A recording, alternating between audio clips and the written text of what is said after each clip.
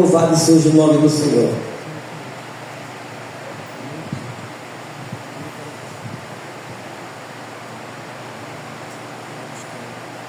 Para quem conhece a palavra de Deus, é fácil falar o Natal. Assunto importante, porque fala da vinda do Rei da Glória, como nós lemos no Salmo no início, no Salmo 24. Quem é o Rei da Glória? O Senhor forte e poderoso, né? Ele veio numa primeira vez, esteve junto com a humanidade, nasceu de uma maneira muito frágil, né? E podemos dizer até num lugar degradante, porque quando fala-se de estrebaria, quando fala desses lugares onde os animais ficavam à noite, porque tinham que ficar guardados, devido ao tempo também, os animais predadores, obviamente, aquele lugar não era um lugar cheiroso, não era. Mas foi um lugar desse que nosso Senhor Jesus Cristo nasceu, não é? Podemos dizer que, mesmo na alimentação humana, como um bebê, ele tinha sobre o seu poder o universo nas suas mãos. A Bíblia fala que nada do que foi feito se fez a não ser por ele. Então ele teve na criação de tudo, a própria raça humana. Quando você vê lá no livro de Gênesis, capítulo de número 1, versículo 26, quando fala: façamos o homem a nossa imagem, conforme a nossa semelhança, falando no plural, Deus Pai, Deus Filho e Deus Espírito Santo. Então ele teve na criação de tudo. E nós, como cristãos, ao trazer essa data, né, porque a Bíblia não recomenda de nós comemorarmos o Natal. A Bíblia fala a respeito de nós lembrarmos da morte de Cristo. Mas se vamos falar do Natal, o verdadeiro Natal, vamos falar como diz as Escrituras, porque certa feita o Senhor Jesus disse isso: errai ao não conhecer as Escrituras. E eu digo mais, errai mais ainda quem conhece a Escritura e faz diferente. Aquelas pessoas que dizem: eu sou de Cristo, e chega uma época dessa, eles deixam Jesus de lado e colocam o Papai Noel no centro da sua vida, na sua atenção. Pior ainda que aquele que não conhece, porque a Bíblia fala também que Deus não vai levar em conta o tempo de quê? Da ignorância, ou seja, aquela pessoa que não tem conhecimento. Então cabe a nós que temos o conhecimento anunciar o verdadeiro Jesus. Tenho dito esses dias que é muito bonito você ver num lugar, está lá no Natal, tudo iluminado, tem lá na Lagoa, está lá em Botafogo, vários lugares lá.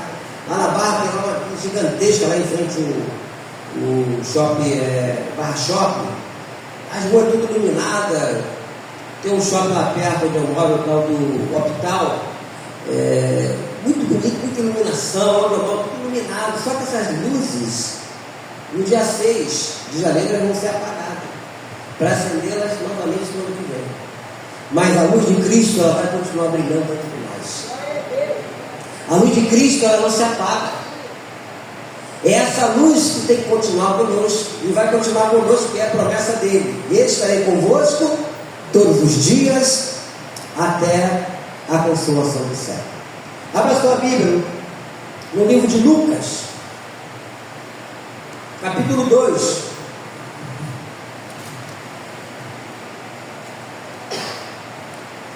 É a partir do versículo 8.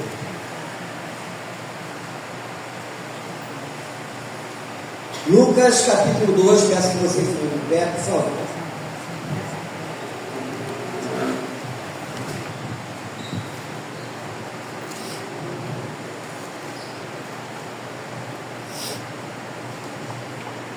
Que diz, a partir do versículo 8: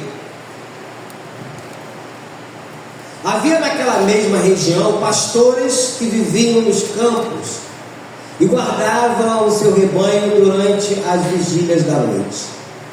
E o anjo do Senhor desceu aonde eles estavam, e a glória do Senhor brilhou ao redor deles, e ficaram tomados de grande temor.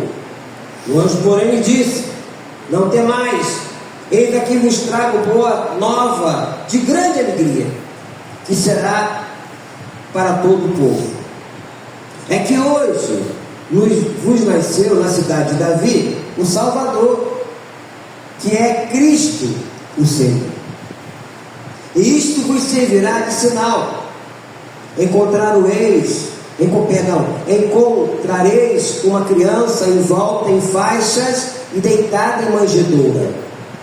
E subitamente apareceu com o anjo uma multidão da milícia celestial, louvando a Deus e dizendo: glórias a Deus nas maiores alturas, e paz na terra entre os homens, a quem Ele quer bem. E ausentando-se deles os anjos para o céu, diziam os pastores uns aos outros: vamos até Belém e vejamos o acontecimento que o Senhor nos deu a conhecer. Foram apressadamente, acharam Maria e José e a criança deitada na manjedoura. E vendo, divulgaram o que lhes tinha sido dito a respeito deste menino. Todos que ouviram se admiraram das coisas referidas pelos pastores. Maria, porém, guardava todas essas palavras, meditando-as no coração. Voltaram então os pastores, glorificando e louvando a Deus por tudo o que tinham ouvido e visto, como lhes fora anunciado. Senhor, nos ajude na compreensão e no entendimento da Tua palavra. Fala aos nossos corações nessa noite, eu te peço, no nome do Senhor Jesus. Tudo amém? Podem sentar.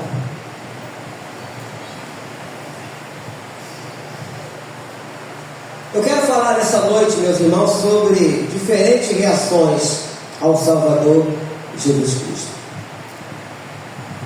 A grande verdade é que o Natal é uma festa cristã e não pagã, como o mundo festeja. O mundo festeja uma festa pagã, porque virou uma tradição de que o Natal tem que ter Papai Noel, não é assim? Tem que ter muita comida, muita bebida, e você tem que dar presente às pessoas. Esse é o Natal pagão.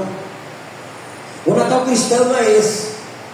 O Natal cristão é aquele que você reconhece Jesus como seu único e suficiente Salvador. Quem é esse Rei da Glória? É quando você reconhece de verdade Jesus Cristo como Senhor da sua vida e não abre mão disso. Tenho dito aí que você vai em qualquer lugar, qualquer shopping, qualquer lugar que você vier no Natal, que iluminado, você não vê um item falando de Jesus. Você não vê uma música falando de Jesus. Você não vê nada falando de Jesus. Mas o Papai Noel, o Jingle Bell, é só isso. Você escuta. Você só escuta isso. O aniversariante, ele está de fora. Imagine você, no dia do seu aniversário, vai ser lá no salão. Como tem salão de festa aqui na rua, não tem? Os nomes aí, alguém lembra o nome aí? Tem vários salões de festa. Imagine você chegar lá no dia da sua festa, do seu aniversário, chegar na entrada, está lá o segurança e falar: não, você não. Mas eu sou aniversariante. Mas você não foi convidado. Mesmo sendo aniversariante, você não vai entrar, não. É exatamente isso que se fazem na festa do Natal pagão. Jesus está fora da festa. Jesus fica de lado. Porque outro nome, outro personagem adentrou para tomar o lugar do verdadeiro aniversariante. Daquele que veio de uma maneira tão frágil. Né? Maria, ao engravidar por obra do Espírito Santo, ela passou por todo o processo de uma mulher, que uma mãe passa no contexto de ter o seu bebê. E eu lembro, às vezes, da minha mãe, teve 11 filhos, às 15, criou 11. Todos eles nasceram de parteira. Ninguém nasceu no hospital como hoje, nem existia esse negócio dessa cirurgia na época de cesariana. Né? Era na base da parteira. Maria também foi assim. Foi a parteira que foi lá. Ah, não, a parteira não, ela não teve parteira. A criança nasceu sem parteira. Ainda teve esse detalhe também. A criança nasceu de uma maneira comum, num lugar distante, num lugar sem ninguém. Tinha mais testemunha de animal do que de gente. Depois que chegaram os pastores, depois que foram lá os reis magos, né, para entregar os presentes, vamos chegar lá. Mas Era só os animais, ela e o noivo, até então o noivo, que era José. Então nós não sabemos qual é a data exata do nascimento de Jesus. Nessa época do ano é que não foi, por causa do dezembro, né? Por causa do frio que faz naquela região. Mas se vamos comemorar como cristãos, nós devemos comemorar biblicamente. E embora não saibamos seu nascimento, ele foi celebrado por anjos e homens, tanto no céu como na terra. Profecias foram desde o livro de Gênesis até chegar no Novo Testamento. Profecias foram dadas a respeito da vinda de Jesus. Houve diferentes reações, como eu disse, ao nascimento dele. A primeira foi de hostilidade. Vê? Hostilidade. Volta comigo aqui no livro de Mateus. A primeira reação foi de hostilidade. Mateus capítulo 2.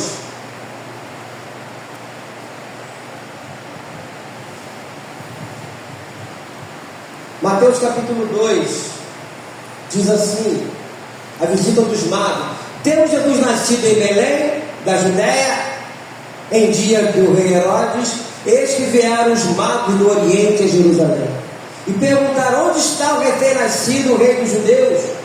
Porque vimos a sua estrela no Oriente e viemos para adorá-lo.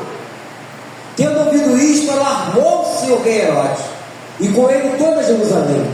Então, convocando todos os principais sacerdotes e escribas do povo, indagava dele onde o Cristo deveria de nascer. Então já começa ali a primeira reação de hostilidade do rei Herodes. A segunda reação, meus irmãos, foi a reação de indiferença. Os escribas, embora eles conhecessem a profecia acerca do Messias, tornaram-se seus ferrenhos inimigos. Você vai ver isso mais adiante, lá no livro de Mateus 23, 13. Quando fala de escriba, hoje seria o escrivão, aquele que a pessoa vai falando e vai escrevendo ali, né? Então, teve várias indiferenças na chegada do Senhor e na própria vida dele mais adiante. A terceira foi a adoração, que é essa que eu quero me ater mais aqui, porque é mesmo nesse livro de Mateus, no capítulo 2, no versículo 10, aí de Mateus 2, 10, assim: e vendo ele a estrela, alegraram-se com grande e intenso júbilo. Entrando na casa, viram o menino com Maria, sua mãe. Prostraram-se, o adoraram e, abrindo seus tesouros, entregaram suas ofertas: ouro, incenso e mirra. O Natal cristão, meus irmãos, é de nós adorarmos esse Jesus de verdade, adorarmos a Ele com toda a nossa força, com todo o nosso entendimento, todo o nosso coração, e agradecer por Ele ter vindo a este mundo para nos salvar. Temos também a quarta reação, que foi a proclamação. Voltando lá, mais adiante, lá em Lucas 2, o que fizeram esses pastores? Lucas 2, no versículo 15, diz assim: e ausentando-se deles os anjos para o céu, diziam os pastores aos outros: vamos até Belém e vejamos o acontecimento que o Senhor nos deu a conhecer.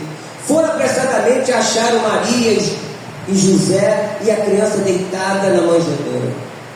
Vendo, divulgaram o que lhes tinha sido dito a respeito deste menino. Todos que ouviram se admiraram das coisas referidas pelos pastores. Nós, como cristãos, temos que divulgar o verdadeiro Natal. Mesmo que você esteja num lugar hostil, e eu já estive num lugar hostil, mesmo sendo um lugar familiar. Quantos natais, eu e minha esposa, só eu e ela, de crente, na casa da mãe dela, e lá estavam seus irmãos já, para lá de Bagdá, se é que você me entende, e nós ali, mesmo na comunhão com ele lá, a família, nós éramos os únicos que tínhamos a luz de Cristo, porque até então eles viviam nas trevas. E quantos hoje também é assim? E quantos?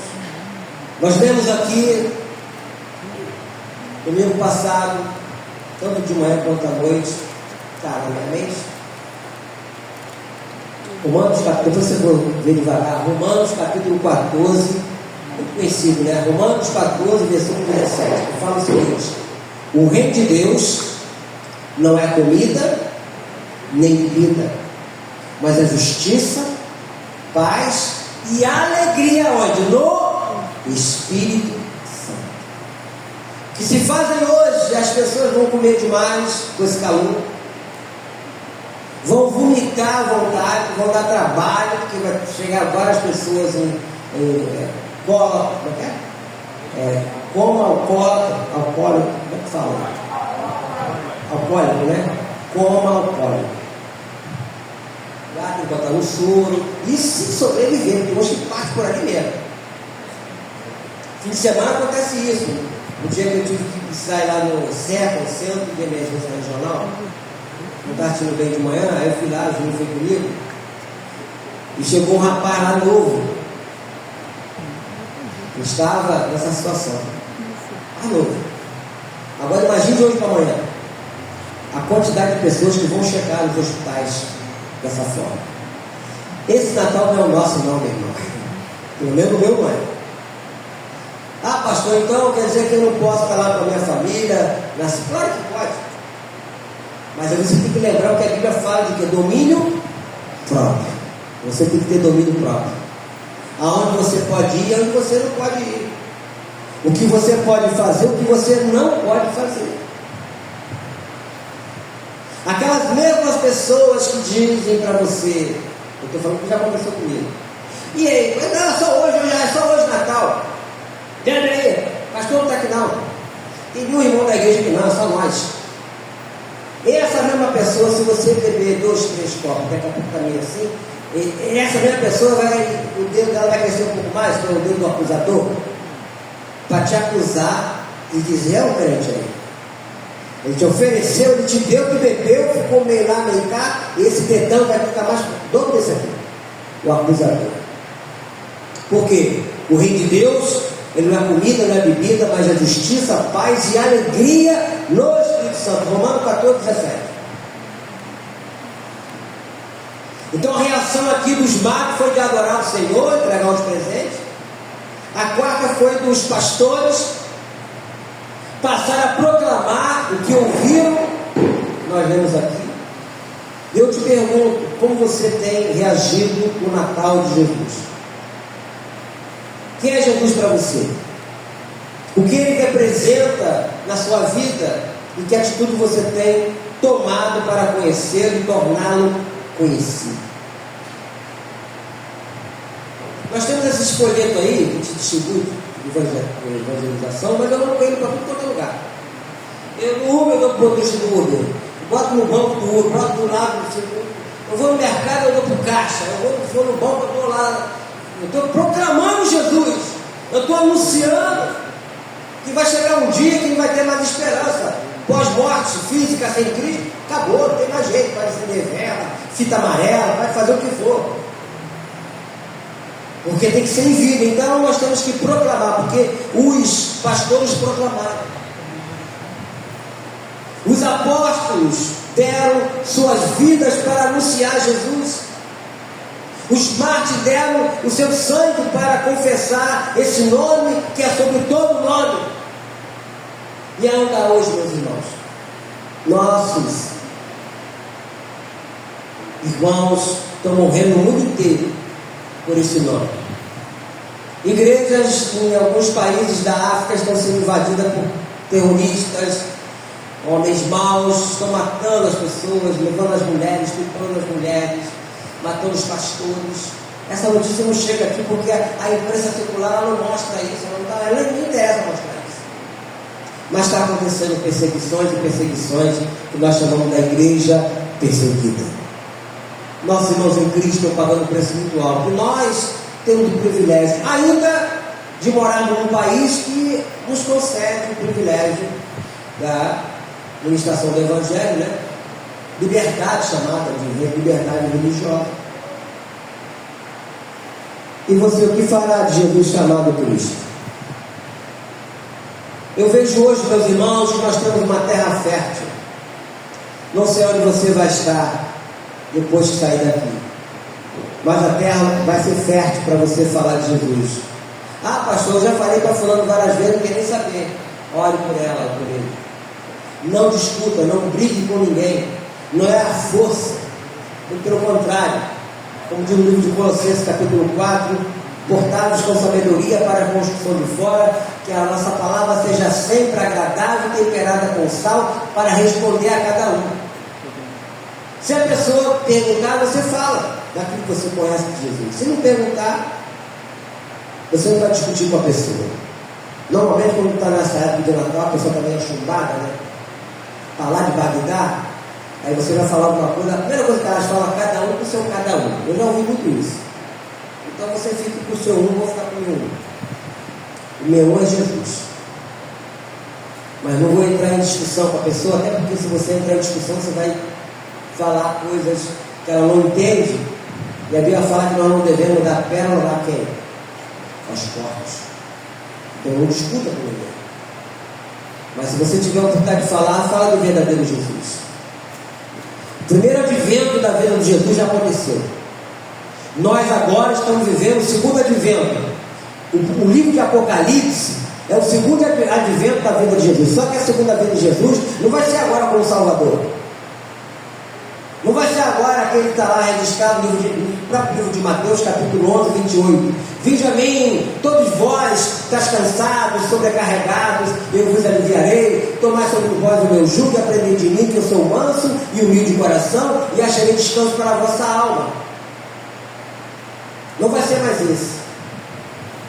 O segundo advento que nós estamos vivendo, que nós estamos anunciando no livro de Apocalipse, não, todo o estudo bíblico desse ano todo foi a respeito disso, né? É a volta de Jesus por segunda vez, só que vai vir como juiz. E como juiz, não vai haver apelação mais. Como juiz, acabou. Para julgar, a Bíblia fala, vai vir julgar quem? Os vivos e os mortos. Então nós estamos vivendo essa época do advento, da segunda vinda. Quando nós pregamos o Evangelho, quando nós pregamos o folheto, nós estamos anunciando Jesus, o advento da segunda vinda dele. Olha, está aqui, ó. A oportunidade está sendo dada. E aí nós pregamos no sepultamento, como eu já fiz várias vezes. Você está anunciando Jesus.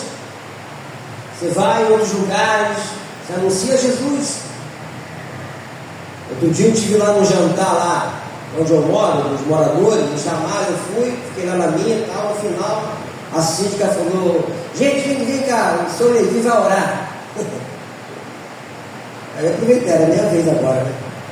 Os moradores, tudo lá no salão grandão. Aí eu falei de Jesus para eles e orei por eles. Anunciei Jesus. Você não tem noção da minha alegria de falar de Jesus para a pessoa. Ainda mais quando a pessoa se interessa. Aí é um prato cheio. De falar, né, daquilo que você vive, daquilo que você tem. Do verdadeiro Jesus. De você lembrar do seu passado e lembrar do que você é agora. Em meio a tantas lutas, meus irmãos, em meio a tanta dificuldade que nós atravessamos nesse ano 2025, todos nós que aqui estamos, todos nós, podemos dizer: Ebenezer, até aqui nos ajudou o Senhor. Todos nós, ou não? Todos nós. Tivemos perdas? Tivemos. Choramos? Choramos. Até que eu chorei, muito. A passagem do nosso querido apóstolo Milton. Foi muito triste, né? Muito doloroso, mas a vida continua. Temos que continuar caminhando, temos que continuar indo em frente, temos que continuar anunciando esse Jesus, a verdadeira luz. quando ele nos recomenda, ele fala que nós devemos ser o quê? Luz na terra e sal. A luz ela não pode ficar escondida. A luz dentro de uma gaveta não faz nem fim nem fora. Ela tem que estar a brilhar. Esse brilho que tem em nós, que é o brilho de Cristo, ele tem que atingir as outras pessoas. As outras pessoas elas têm que ver que de verdade houve uma transformação, houve uma grande metamorfose na nossa vida, em que agora nós somos, como diz no livro de 2 Coríntios 5,17, aquele que está em Cristo, nova criatura é, as coisas velhas passaram, tudo se fez novo. Em Cristo, tudo se fez novo na nossa vida. E nós temos que continuar falando desse Jesus. Uma grande oportunidade, meu irmão, você aqui da igreja, nesse sábado, se você puder, claro, estar na rua, entregando um folheto. Se a pessoa pedir oração, você ora por ela. Normalmente a gente leva, os grupos levam aqueles papel ofício, né? E traz para mim, depois traz, né? Vão pegando na rua aí o nome das pessoas. A maioria dos pedidos é para família. A maioria. Nós temos aqui uma lista imensa. Teve mês aí que foi 238 pessoas abordadas que deram nome, fora aquelas que não querem dar nome. Então, toda vez que a gente sai na rua, ou então as pessoas pedem para ir na casa, dá para ir lá na minha casa, o grupo que está ali vai lá na casa orar pela pessoa. A quantidade de pessoas com problemas ali fora é um negócio absurdo. Mas esse é o papel da igreja, que somos nós, de anunciar esse Jesus, de anunciar essa verdade, por sinal a única verdade. Quando ele falou para o seu discípulo, eu sou o caminho, eu sou a verdade, eu sou a vida, ninguém vem ao Pai senão por mim. Não existe atalhos a não ser ir através de Jesus. Eu não falei por ele estar aqui conosco, porque a promessa dele diz que quando houvesse 2 ou 3 pessoas reunidas no meu nome, ali estou no meio dele. Então o Senhor está aqui. Eu fico imaginando o coração de Jesus, de saber que ainda há pessoas que o anunciam, que fala do seu amor, como nós costumamos fazer. Toda a Escritura, nós temos que entender isso. É uma lição da história, conta uma promessa para o futuro. E nós vamos ver isso especialmente, meus irmãos, na narrativa que é a vinda do Senhor até nós. Como eu falei ainda há pouco, o primeiro advento de Jesus já aconteceu para mostrar o reino dele, inaugurando o reino de Deus. Seu segundo advento verá a chegada final do seu reino em toda a sua plenitude e glória. É para esse advento que o livro de Apocalipse foi escrito. Advento é um período de preparação, de espera, que antecede, no caso, o dia de hoje foi antecedeu o Natal. O segundo, na verdade, nós já vimos isso, é a pregação do Evangelho. Por isso a nossa vigilância, não podemos ser pessoas nécias, andar por aí desregradamente, nós temos que estar atentos.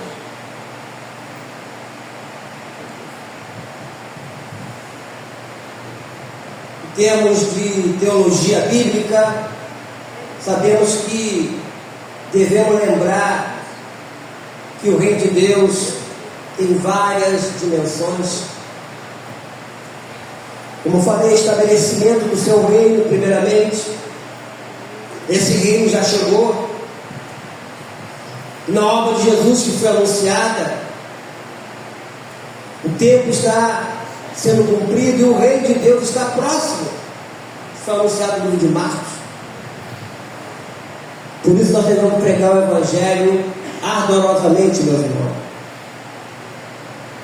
E essa época do Natal nos estimula a olhar para trás e para frente, para que possamos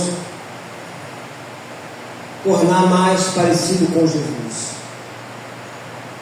Eu olho para trás e eu me vejo momentaneamente, rapidamente, quando eu não tinha Cristo.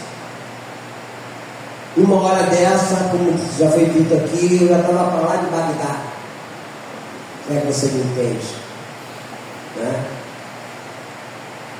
E infelizmente, numa época dessa existe muita hipocrisia. Pessoas te desejam Natal hoje, mas se amanhã você falar qualquer coisinha, passa uma coisinha de nada, a pessoa já te dá uma coisa. Poxa, mas eu oferi Natal ontem, e hoje, no dia do Natal, você está me ofendendo? Eu sei porque eu trabalhei em ônibus. Semana toda eu oferi Natal, semana toda. Às vezes tu estava escalado para trabalhar no Natal, às vezes trabalhou também, né? Parece uma freadinha qualquer lá, tua mãe está aqui, não, seu filho disso, seu filho está aqui. Eu falei, mas você me deu Feliz Natal hoje? Esse não é o Natal de Jesus, meu irmão. Esse não é o Natal de Jesus. O brilho de Cristo tem que brilhar permanentemente em nós, né? Para ofuscar as trevas. Nós somos essas pessoas que levamos esse brilho, que anunciamos o Senhor da nossa vida. O Filho de Deus, Ele veio a nós como uma criança humilde. Mas mesmo assim, com aquela criança, aquele bebezinho que eu disse, ele tinha no controle toda a humanidade, tinha no controle todo o universo. Um negócio assim que você quando para pensar, você fica, Deus, como é que pode isso? Uma criança, um bebê, mas era Deus. Era um bebê, mas era Deus. Estava no controle de tudo. E quando você tem esse entendimento, puxa vida, que alegria, né, dentro de nós. Essa certeza, e que ninguém consegue tirar de nós. Por mais que nós possamos ouvir filosofias e outras coisas mais do ser humano, coisas até bonitas, né? Mas que foge do contexto do verdadeiro sentido do Natal, né? Porque afinal de contas, como eu disse aqui, para muitos Natal é comer, beber. Alguns vão vomitar lá no sofá da casa, vão vomitar no corredor da casa. Tem uns que vão deitar e vão dormir profundamente, vão acordar amanhã com o gosto de cabo de guarda-chuva na boca. Eu não abri o quarto de guarda-chuva para saber que gosto tem, mas as pessoas falavam antigamente, falando que estou com gosto de cabo de guarda-chuva na boca. As pessoas vão acordar com ressaca amanhã. Esse não é o Natal de Jesus. O nosso Natal, meus irmãos, é uma confraternização de amor, de respeito. Nós vamos fazer isso daqui a pouco ali, tem uma mesa ali, né? Nós vamos fazer isso daqui a pouco. Uma coisa bem simples, mas eu vejo com um grande significado, que fala de comunhão, né? De nós nos confraternizarmos de verdade e desejarmos a uns aos outros um Feliz Natal de verdade, não de aparência, não para mostrar que somos alguma coisa, muito pelo contrário. É desejar que o reino de Deus habite no coração dos irmãos, né? Eu queria orar por você, meu irmão, minha irmã. Queria que você curvasse a sua cabeça. Querido Deus, louvado e glorificado seja o Senhor. É uma curta meditação, mas de grande significado para todos nós que te amamos, porque hoje nós entendemos o sentido do Natal. Hoje nós, ó Deus, compreendemos que o verdadeiro Natal não é encher a barriga de comida, não é se embriagar, muito pelo contrário, é um momento de reflexão, de nós lembrarmos quem nós éramos antes e quem nós somos hoje. Quem somos hoje e quem é o nosso Deus? É o Senhor. Obrigado, meu Deus, pelo teu grande amor por nós. Obrigado, Senhor, por um dia ter se revelado a nós, mesmo nós sendo ainda pecadores. Mas o Senhor nos libertou nos transportou do império das trevas. Obrigado porque está registrado na tua palavra, no livro de Hebreus, capítulo de número 13, versículo 5, o Senhor nunca vai nos deixar, nunca, jamais vai nos abandonar. É essa certeza, é essa alegria que nós vamos carregar conosco, e de saber que o Senhor vai estar conosco todos os dias. Obrigado, Jesus. Abençoe, Deus amado, cada vida aqui, cada lar, cada família aqui representada. Então, em tuas mãos, aqueles irmãos que viajaram, eu quero colocar em tuas mãos o diácono César, minha irmã Kátia, minha irmã Vilma, irmão Edson, e tantos outros mais que precisaram se ausentar da igreja para estar com seus familiares em outros lugares. Seja com eles também, aqueles que não puderam vir aqui hoje. Eu peço por todos eles, onde quer que estejam, possa guardá-los e livrá-los de todo mal. São dias agitados, dias de correria, como nós oramos esses dias também aqui na igreja. Meu Deus e meu Pai, tenha misericórdia de nós. Tenha misericórdia de nós.